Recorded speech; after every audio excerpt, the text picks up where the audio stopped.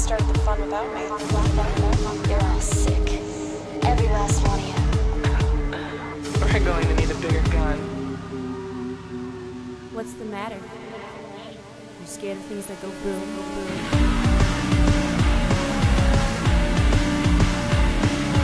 Give me one goddamn reason why I shouldn't blow your goddamn brains all over that goddamn wall. My name is Eric, and I'm returning today to end the saga with Michael Kester. Oh man, I totally forgot this is one of our infamous journeys, isn't it? It is I think we used to call them we've never called them adventures. I'm going to call it that right now to separate it from Rocky and Asia. This is, I don't remember what we ended up calling it, but in my notes I was referring it to Skettyzilla. Skettyzilla. I don't think I've ever heard that before. This is new to me. So we're going to call it the Skettyzilla saga. That's fine. It started, 2 years ago almost? Yeah, I think it was December. Yeah. December 2010. So it was year 3 of Double Feature. Yeah. So, and we did Gojira with A Fistful of Dollars. Oh, man. And then right about the time everybody had forgotten we did that. Including us. Right. We went and we did Gamera, the Great and Powerful or something with a few dollars more. Guardian of the Universe, I think it was. Guardian of the Universe, that's what it was. Gamera, Guardian of the Universe. Yeah. And then today, here we are finishing it up with Godzilla Final Wars and The Good, the Bad, and the Ugly. Yeah. The Good, the Bad, and the Ugly you can find pretty much anywhere, I think. But Final Wars is on Crackle for free. Crackle's a video website. I couldn't find it anywhere else. Okay. So it was, I want people to see Godzilla Final Wars, and you can't go rent movies anymore. This is a very interesting time for trying to find films without buying them. I don't know how anyone's doing this. I don't either. So it started as, the adventure of movies Double Feature will never be ready for. Right. And here we are years later, and I still don't, The Good, the Bad, and the Ugly. I mean, it's I know. The most talked about movie ever. Probably, I think on the IMDb charts, which is the only charts that we actually pay attention to, and by pay attention to, I mean are familiar with how to find. Right. It's probably in the top 3 of the greatest films of all time, right? It's like probably Shawshank Redemption, and then something like that. Something else Scorsese did, and then I don't know. Right. Honestly, I don't know what's in the top 10 list, but it's probably this movie because it's long. So we're going to spoil it, but what I was getting at is you've already seen the movie. Yeah. I don't get to say that a lot, but you've definitely seen this movie already, or maybe unless you're me, in which case it took until a few hours ago to have seen this movie. 6 hours ago because we watched the movie. Yeah. Congratulations. Godzilla Final Wars is nobody has seen. I assume nobody's seen it, but you should, Except go me. over to Crackle and watch it for free. Doesn't cost any money. Just go watch it. Before we rolled into this, I want to thank the small number of people who are still giving monthly donations before I forget. Oh, that's so nice. Because, I've been, I'm not going to lie, I've been kind of depressed, and I'm ending every show with, hey, what the fuck, give us some money, because that's what makes me happy in this world, is people. Life is hard these days. Giving me money. And we haven't talked about these people in a while, but there's a thing on the website where you can go on and subscribe and give like $4.50 a month or something. $4.50. 25 cents. I think it's set up to give $5 a month, and then PayPal, takes their blood money. Anyways, point was, there's a couple people that too small a number, but a couple people that do that, and I am infinitely thankful for those. Thanks, guys, for still doing this. Goddamn, thank you. To be honest, the reason I really like that is I know there's still people who listen to the show, and the number is at least the same as the number of people who give money. I assume. That's true, unless they forgot it's happening. Yeah, those people have died, and their credit card is just still linked on PayPal. How much is somewhere. Rob Zombie donating every month? I want to start with the good, the bad, and the ugly. All right. It seems like so far. I remember... that was at a point... Are you just talking about the sheer length of the film? Yeah. When we started watching The Good, the Bad, and the Ugly 100 years ago. Yeah. No, I mean the Dollars trilogy, man. We first started talking about those, and your immediate surprise was that Fistful of Dollars was not Dirty Harry. Right. So that's about, it kind of sets the stage for what you should expect from our show, I think. Yeah, so it's the Dollars trilogy or the Man with No Name trilogy, preceded by Fistful of Dollars and A Few Dollars More. Right. And on the show before, we've gotten a pretty exhaustive coverage of that trilogy because we've talked about all the Ojimbo stuff. You remember all of that when it started? I do, yes. And the popularization of the spaghetti western. Mhm. As we went through and we started to see other types of spaghetti westerns, stuff that's a little grittier, a little more exploitative. This was always still, well, this is where it got popular. This is the pop of spaghetti westerns. Sure. Right. And we've talked about that, and we've talked about dubbing. So now we finally arrived at this last chapter, and that lets us get pretty heavy into, I want to talk about themes mostly. Okay. And I suppose what sets this one apart from the previous two. So, I mean, the first thing I want to say about this movie is that I've never seen it before, or had never seen it before. Sure. And that, to me, this is the first time on Double Feature that I've been white-catted. Oh, yeah, sure. It's the first time that we've gone into a movie and I've been, I sit there and I have my notepad out and my pen ready, and I'm ready Sure. to be overwhelmed with a glut of what cinema ought to be. And then there's title cards. Right. And it's just a longer one of all these other spaghetti westerns. And I mean, Yep. it has certain depth and certain body, but it's not the kind of movie where you have to sit with squinted eyes waiting for random tight-lipped exposition of the thematic elements. It's there. And that's the thing that I think you and I often forget about films that are hailed as the greatest films of all time, is the reason they're decided to be the greatest films of all time is because everybody gets them. Yeah, they can still be friendly. They're not out to scare you. It's a big film for us because so many people have talked about it. I always fear, like, oh man, we're going to get something wrong or we're going to overlook this big thing. But it's that very fear that I think turns people away from film discussion. Yeah. When you have friends, you'll go see a movie with them and they just don't want to talk about it afterwards. You probe them with some questions. They're just not interested in answering any of life's moral dilemmas. Sure. Or, you know what I mean? Yeah. Oh, I thought it was pretty good. It wasn't boring or anything. I had a good time. What do you want to do now? You know what I mean? Yeah. And I think a lot of that comes from, people, just different strokes, right? But people also, they're afraid of that. They're afraid to listen in on something. Film analysis in general it tends to be, a word like pretentious might describe it. It's heavy. It's not approachable. It's not understandable. And I fucking hate that. I just hate it. Yeah. I hate that, people make art and you're afraid to talk about it for fear that you might look like an idiot. You might not get it understand. wrong. That you might get it wrong. Yeah. When in reality, you don't really need to know where any of this stuff was coming from. You don't need to know anything outside of how it spoke to you.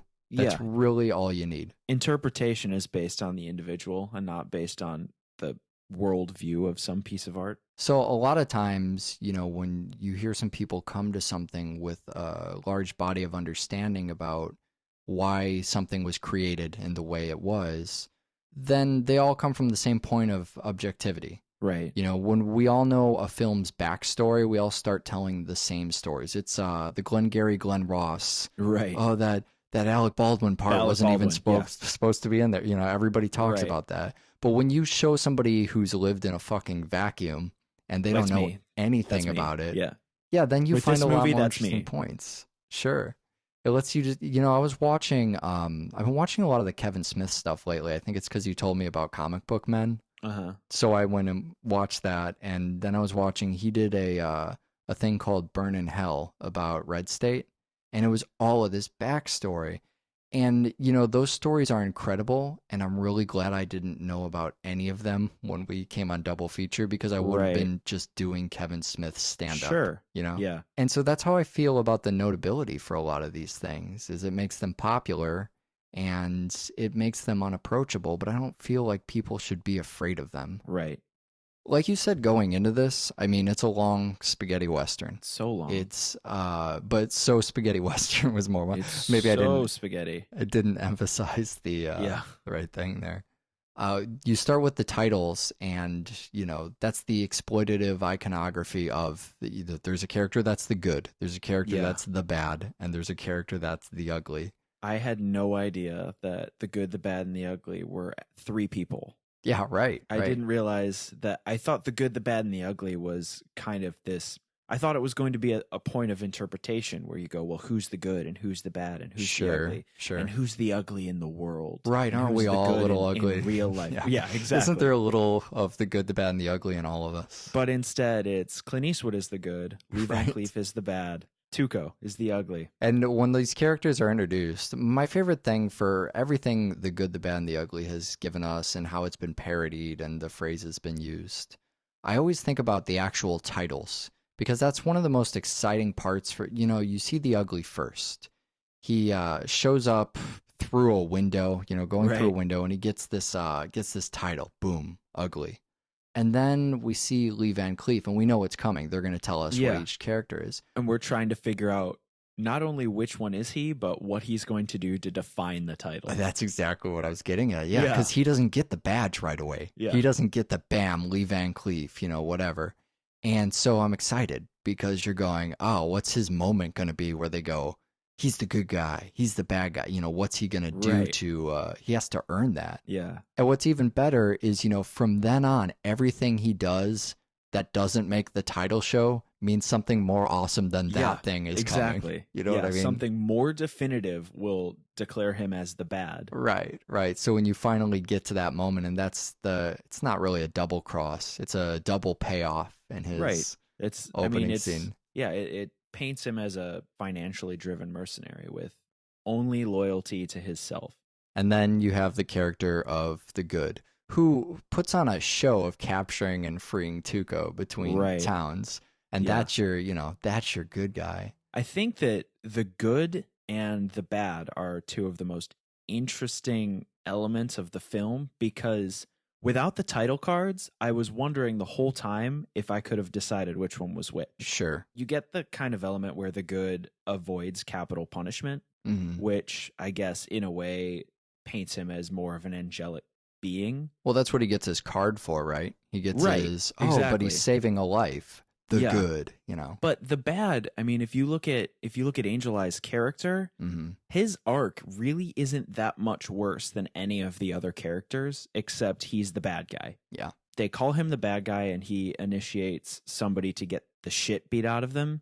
But if you go back into Fistful of Dollars, that's nothing that the man with no name may not have done. Yeah, we talked about that sort of absence of personal morality there, or no real code, just being completely bankrupt. A lot of the stuff, I feel like I can't spoil that movie for some reason. I don't know why I'm having so much trouble with that. But if you go back and listen, I think that was part of our conversation there.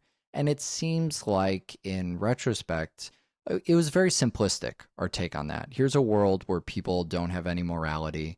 They're all, mean gunslingers. But I did want to talk a little bit about the idea of a worldview, and if we can get a little more nuanced now that we're looking at 3 characters that look pretty identical, but the film, the whole point is, making a distinction between them. Sure. I like thinking about worldviews because it helps you guess how someone will react in a situation before it happens. Right. It like a political ideology, or, I'm libertarian, right? We've talked about libertarians on the show before.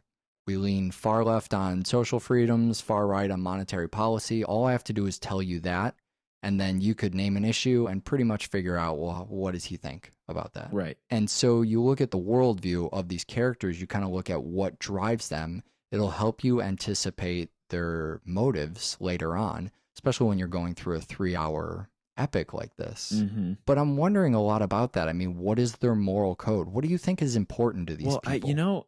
I think really it's weird because the entire film comes down to $200,000. Yeah.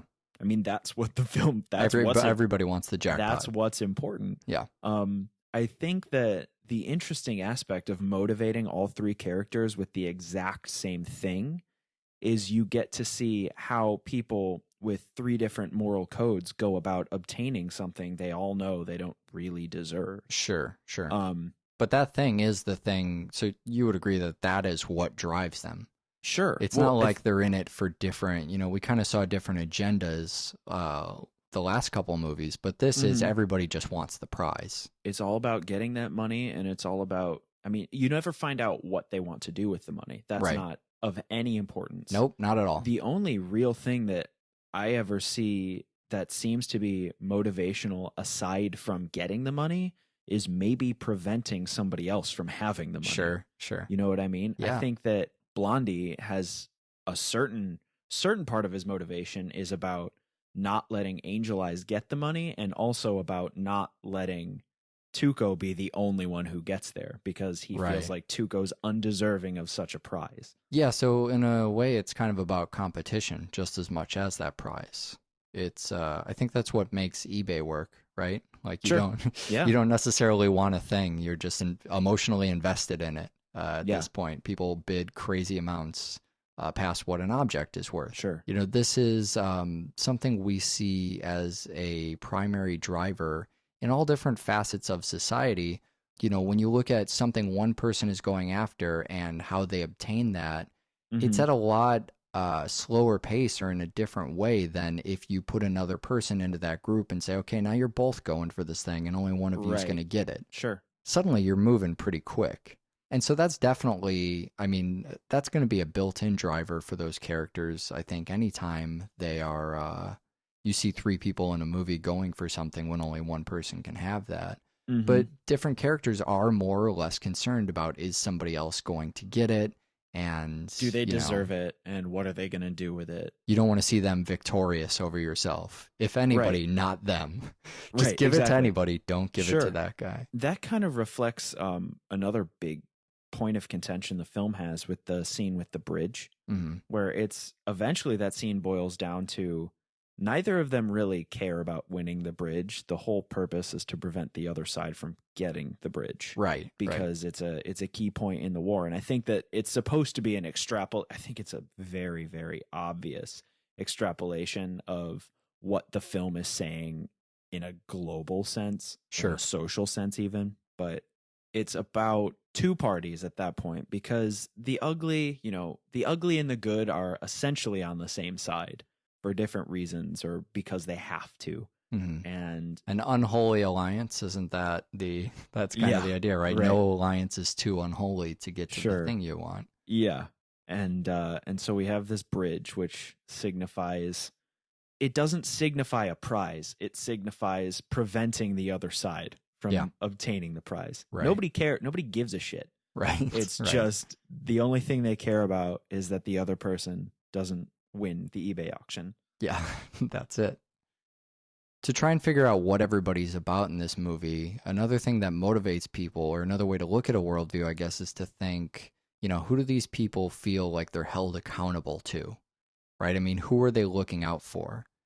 You think about some people doing good in the name of, like, say, religion, right? Because of fear of God's judgment. I have to do good because someone's watching me.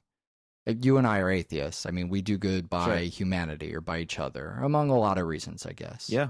But these people, this is a very interesting look at, completely separate from any kind of religion or humanism. It's a look, maybe broadly, at individualism. Yeah. At just looking out for yourself, and not even really to try and defend that in any way. People always write us emails every time I mention Ayn Rand on the show. They get very, very worked up. But a lot of the Ayn Randian ideas were, hey, it's okay to be selfish, and here's why. Yeah. And these Westerns are more, a large amount of the Westerns are, this man is looking out for himself. I don't need to tell you why. Sometimes you just need to look out for yourself. Sure. Well, I think that's what the Western setting allows for, is it's a lawless point in history. Yeah. You have to look out for yourself because every man is for themselves in the Old West. Right. And no one's going to watch your back, because anybody who may say they're going to watch your back is just out to get your share of whatever you have. Sure. That, I think, is what the Old West most easily represents in cinema, is a time where you are never safe. and you have to constantly be looking out for yourself and making your own way the whole time. Well, and I think that's why you see something like the Unholy Alliance that becomes such a critical part of a lot of these films. Because if you're going through life and saying, you know, you have to look out for yourself, it's just you, you're in this alone, then trust is going to be a big theme for you. Sure. I mean, where do you find trust? Do you trust anybody? If you're just if you're gonna be 100% self-sustaining, then by definition, you're looking to trust no one. Right. Well, and how much money does it cost for you to start trusting somebody? Exactly. You know, how much money is worth trusting someone you know you can't really trust? You know, you get that crucial moment where they each have a piece of information. They have to go in this together, and, you know, they play off of that through the whole movie. Whose side is who on, and who is the Unholy Alliance at that particular time. And I think that's how these movies invite trust into worlds that by definition has to have none of it. Right. Just says, we're devoid of trust. It's just me. I'm in this alone. Ah, crap, I need this thing. Hey, you, come with me for a while. Yeah. I wanted to talk about the other part that stands out to me a lot, which is the treatment of war in this movie.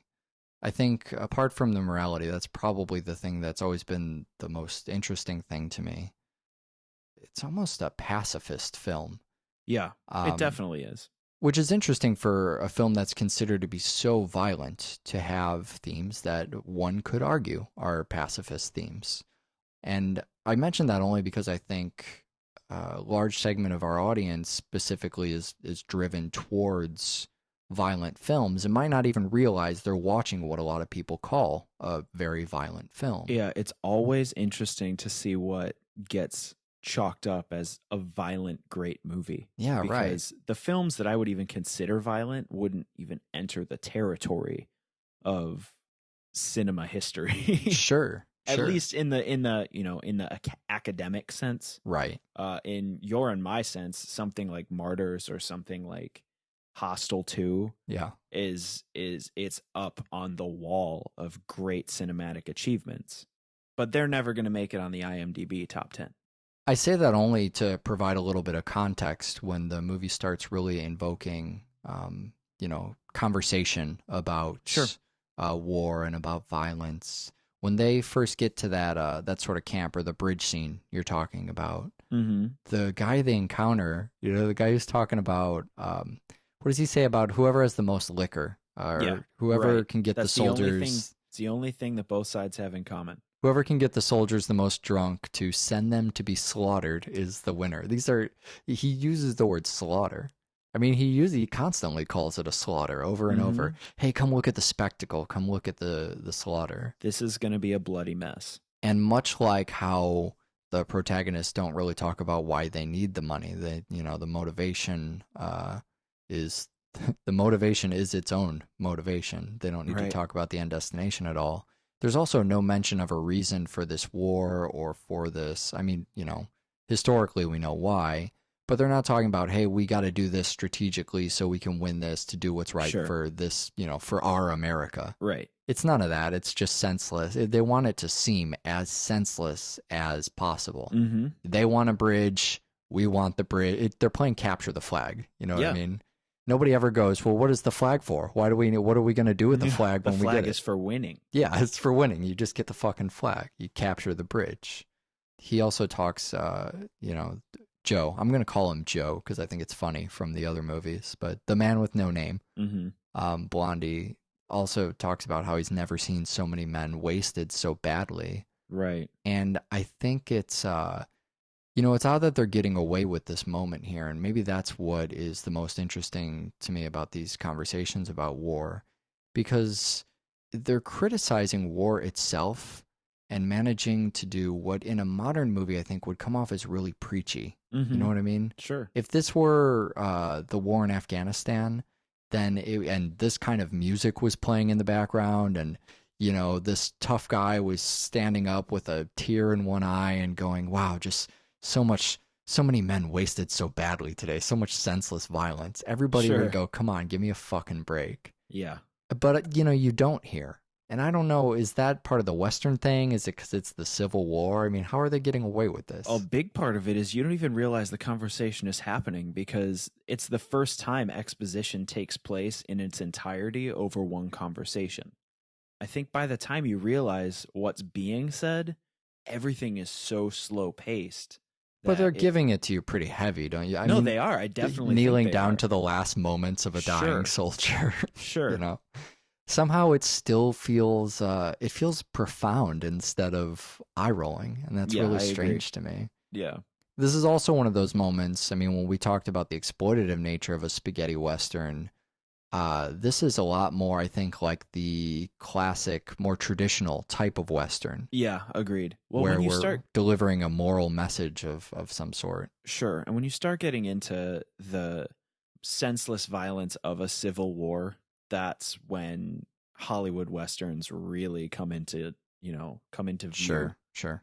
And I don't think that's any surprise that we're getting it of the three Leone films from the most popular one. Sure. From one that people often don't know is considered part of at least a spiritual trilogy of films. Mm-hmm. But lo and behold, the one that most resembles a traditional Western happens to be the most popular of the films. Right. I don't think that's without, reason or merit beyond its formula, though. I mean, there's a lot of stuff in here that's emblematic of traditional Westerns, but really at the peak of its, stuff like the dialogue. Yeah. You get this sage-like advice from all these guys, and it's written in a way that is really, really memorable. Mm-hmm. When you have to shoot, don't talk. It sounds like something the audience is shouting at the... Right. Why does everyone always stand around talking with their guns out? They should just shoot the other guy. Yeah. And it cuts back to Eastwood, and he says something like, every gun makes its own tune, or something like that. Yeah.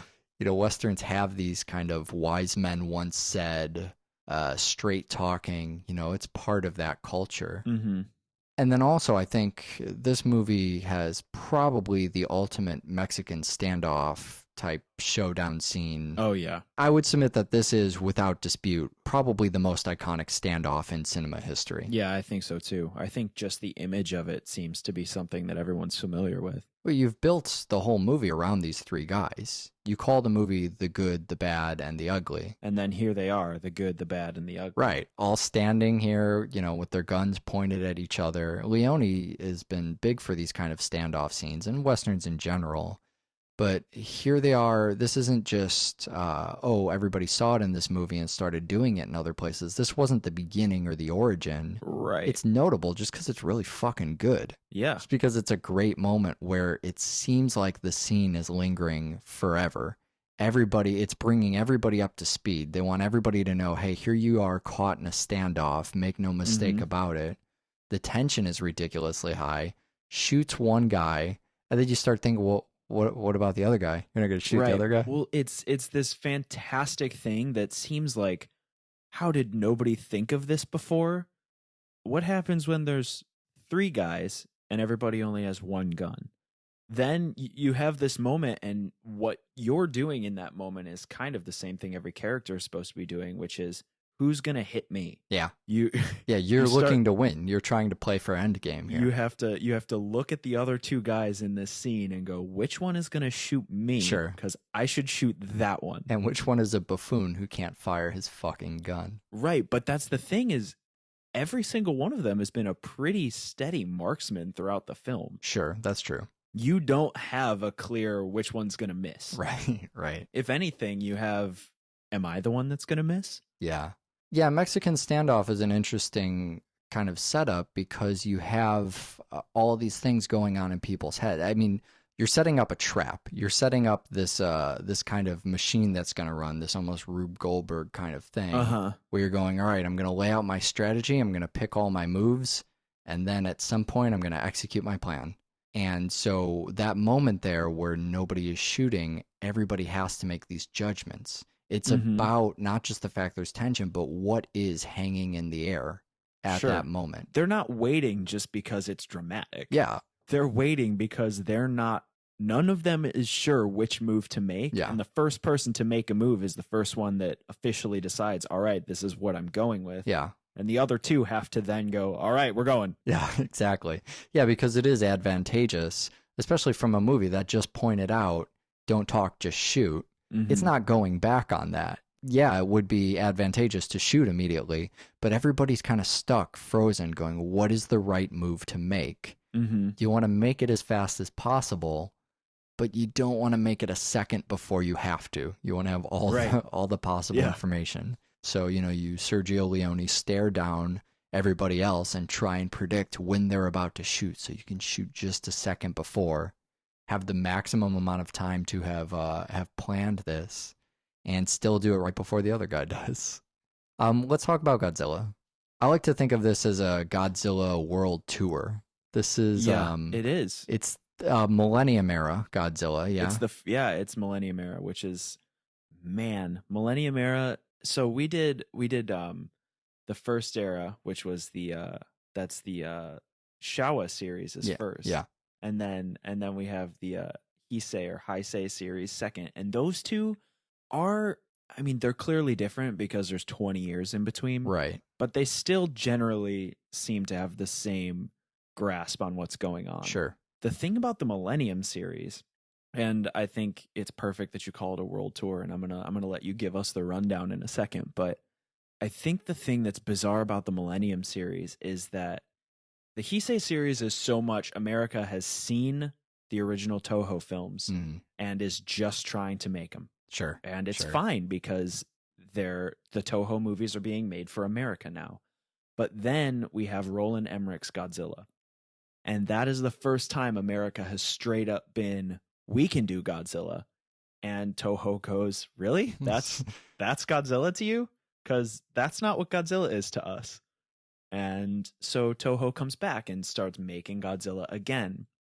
But it's so much has happened in the film and television world of Japanese cinema. You have things like anime. You have things like the Power Rangers. Yeah. Stuff that has taken off in Japanese cinema has so heavily influenced what's going on in these movies now. Plus, it's, the year 2000, we have fucking CG. Yes. So you have to draw the line between, well, do we remain true to the original films and do we do the suitmation, or do we go ahead and do CG? I think one of the cleverest things they've done is made Zilla CG the whole time. Right. To kind of go, yeah, way to go, America. This is what your monster looks like. I didn't put that together until just now. That's wonderful. Yeah. Man, they have their finger on so many of these things. It's just such perfect commentary about, this is kind of an anniversary film, right? It's this sort of look back at, the title sequence recounts previously on Godzilla, Sure. It's saying, look at everything that's come up to this point. Now you're combining all the monsters, and until I saw this for the show, I was always questioning you, why not do Mothra in the last one? Why return to Godzilla? And this turns out to be the perfect conclusion for us. Yeah. It's not the first time I think this has been done. I've heard a lot about Destroy All Monsters, and I don't know if I honestly don't know anything about that.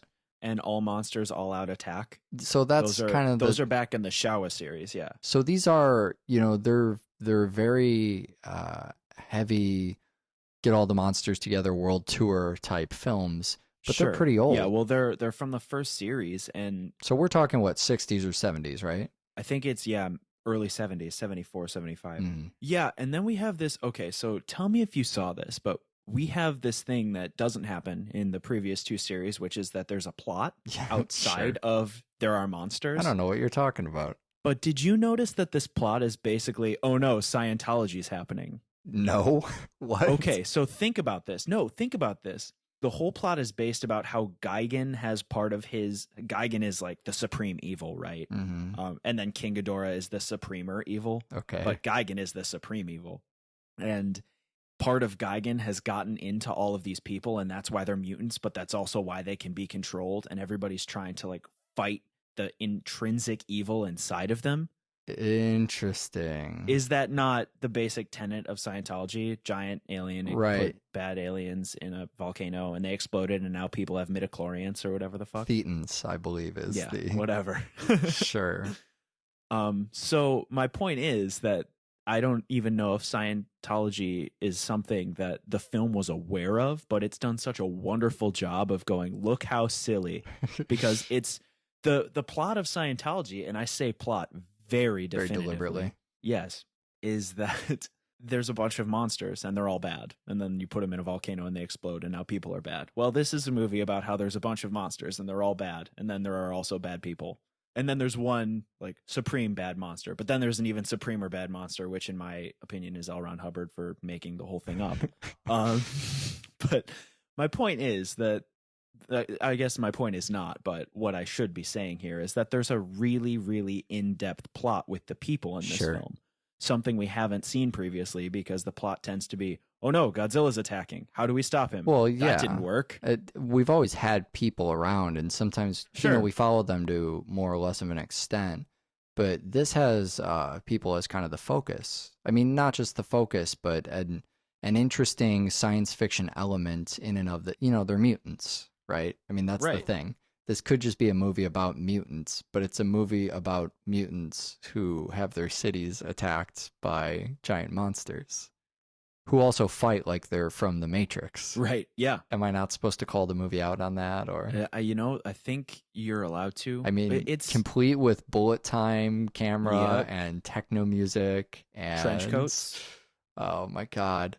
It feels like one of those movies that's, up the ante. Mm-hmm. This movie's got it all. Sure. We've got monsters. We've got Godzilla. We got 15 fucking monsters and the Matrix. That's the thing that's bizarre, is when you look back in 1964 when Gojira comes out and America is so awed by this big monster. Oh my God, that's so badass. Mm-hmm. This movie is just, again, trying to make the audience go, oh my God, that's so badass. Right. So much so that there's a roundhouse kick with a motorcycle. Sure. I mean, this film is not fucking around. It's a badass monster movie.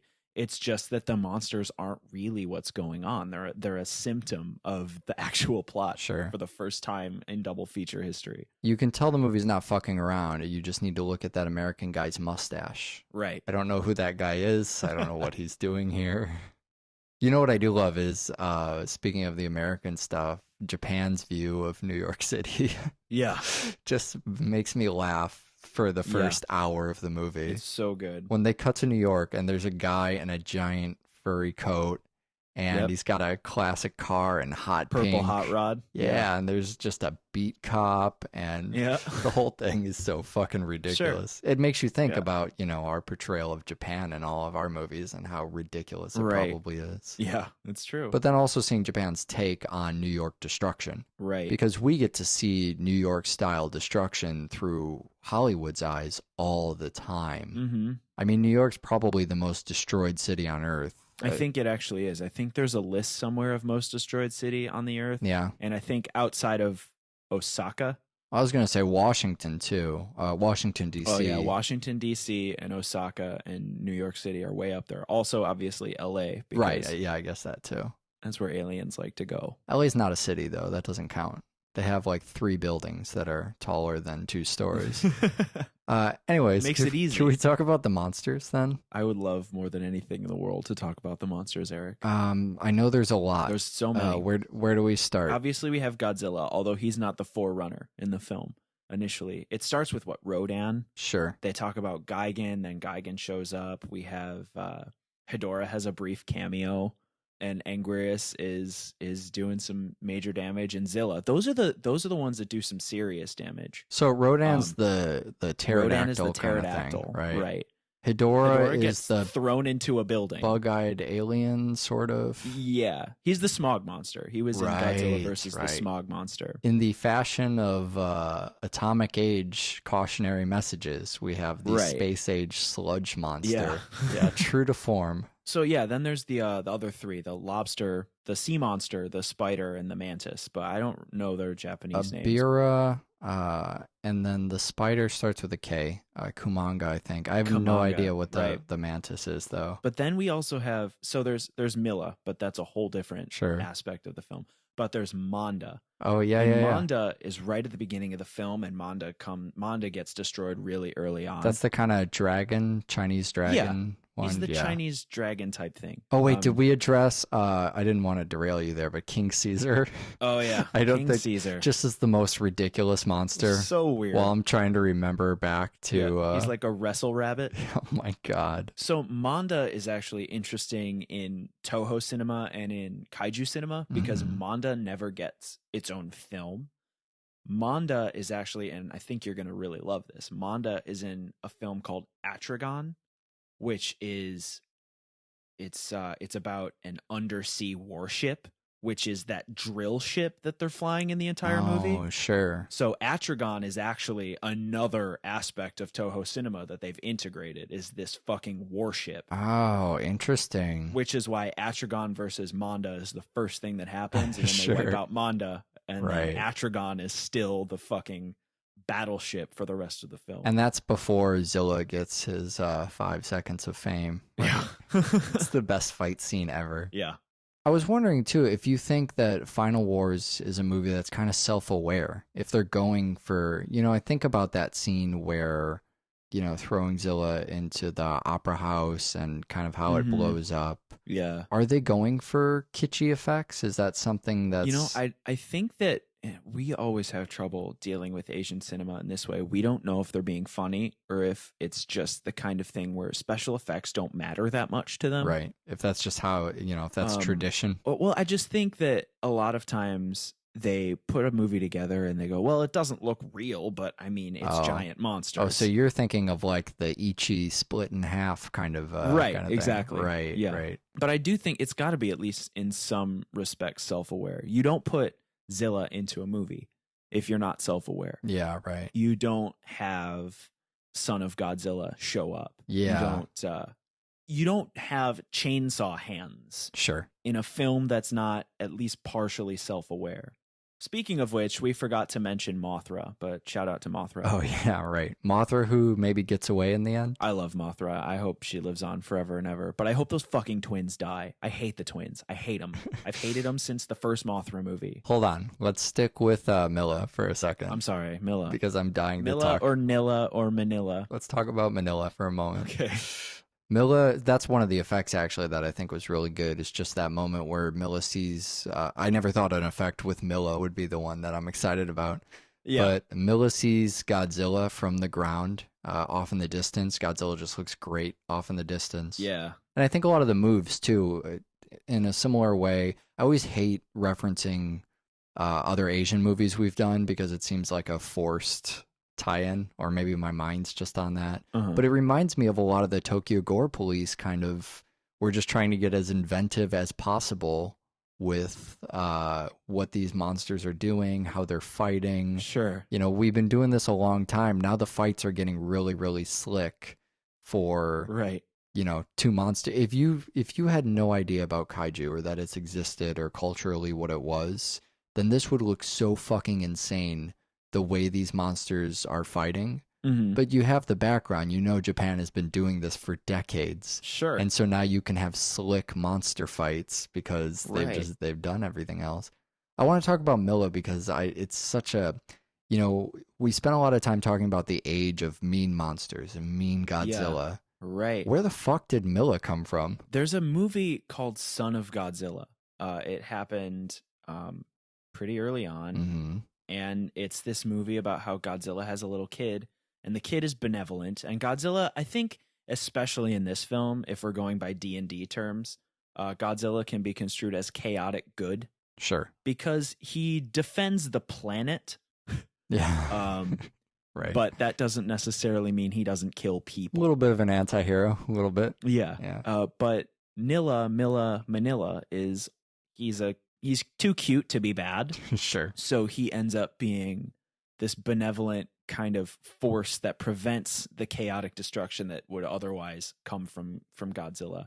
And that's actually where the spider comes from, and I think also the mantis, or one or the other, comes from Son of Godzilla. Sure. But Milla is this little baby Godzilla, and he wants really badly to be a Godzilla, but he can't quite pull it off until the end of Godzilla Final Wars. Yeah, the little puff of smoke is probably adorable. that The adorable happens. monster. Right, he's the adorable monster, but he also becomes this voice. He's almost the missing link between humankind and kaiju kind, because he's the only one who knows what it's like to be small in a world of big monsters. Wow. I don't even know where we go from there. All right, so we have a website, doublefeatureshow.com, and the email address is, as always, doublefeatureshow at gmail.com. Well, goddamn. And I guess that's the end of the Leone stuff and the kaiju stuff. Although, this was the last Godzilla film, the one we talked about today. But apparently, and I know you mentioned this in the first episode, I have this great degree of skepticism about new movie announcements because I feel like I've been burned so many times. We talked about 2 Godzilla movies that were in development back on the first time we did this show, and still neither are here. Yeah, although there seems to be some forward movement on the new American Godzilla. That's supposed to be 2014, right? Isn't that the talk? Yeah, but it's the fellow that directed Monsters. I don't know if anybody's seen it. It'll probably end up on the show. Sure. It has some definite notable elements. Well, it's also David S. Goyer, guy who did Flash Forward, showrunner on there, I think. He did all the Dark Knight stuff. He's supposed to be doing, I think, the latest rewrite. The guy from The Expendables was on it at some point. Yeah, I think that there's a lot of potential. There seems to be a lot more respect and attention to the Toho stuff. Right. So I think that it might be something definitely worth a look. Can I give you breaking news on Double Feature? This is exciting. Please. This is what doing your show on an iPad looks like. I can hit some buttons over here. Legendary has set an announced date of May 16th, 2014. For the Godzilla film. For the new Godzilla film. Apparently It's got a release date. So pumped. We should do that, and I don't know, like Once Upon a Time in the West or something. There may be hope for this series in the future. If we start watching Once Upon a Time in the West right now, we'll actually finish it by May 16th of 2014. Yeah, that's true. So with no bathroom breaks. What are we doing next time on Double Feature? Next time, speaking of the Expendables, we're going to do 2 action-packed action hero films. We're going to do Arnold Schwarzenegger's Kindergarten Cop and Sly Stallone's Stop or My Mom Will Shoot. So goddamn excited. So watch more fucking film. Bye. I want to talk about themes mostly. Okay. And I suppose what sets this one apart from the previous 2. So, I mean, the first thing I want to say about this movie is that I've never seen it before, or had never seen it before. Sure. And that, to me, this is the first time on Double Feature that I've been white-catted. Oh, yeah, sure. It's the first time that we've gone into a movie and I've been, I sit there and I have my notepad out and my pen ready and I'm ready to be overwhelmed with a glut of what cinema ought to be. And then there's title cards. Right. And it's just a longer one of all these other spaghetti westerns. And I mean, it has certain depth and certain body, but it's not the kind of movie where you have to sit with squinted eyes waiting for random tight-lipped exposition of the thematic elements. It's there. And that's the thing that I think you and I often forget about films that are hailed as the greatest films of all time, is the reason they're decided to be the greatest films of all time is because everybody gets them. Yeah, they can still be friendly. They're not out to scare you. It's a big film for us because so many people have talked about it. I always fear, like, oh man, we're going to get something wrong or we're going to overlook this big thing. But it's that very... Well, boys, looks like you started the fun without me. You're all sick. Every last one of you. We're going to need a bigger gun. What's the matter? You scared of things that go boom, boom?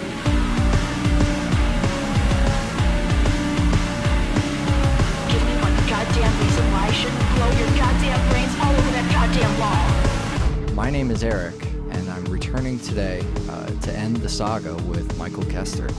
Oh man, I totally forgot this is one of our infamous journeys, isn't it? It is I think we used to call them we've never called them adventures. I'm going to call it that right now to separate it from Rocky and Asia. This is, I don't remember what we ended up calling it, but in my notes I was referring it to Skettyzilla.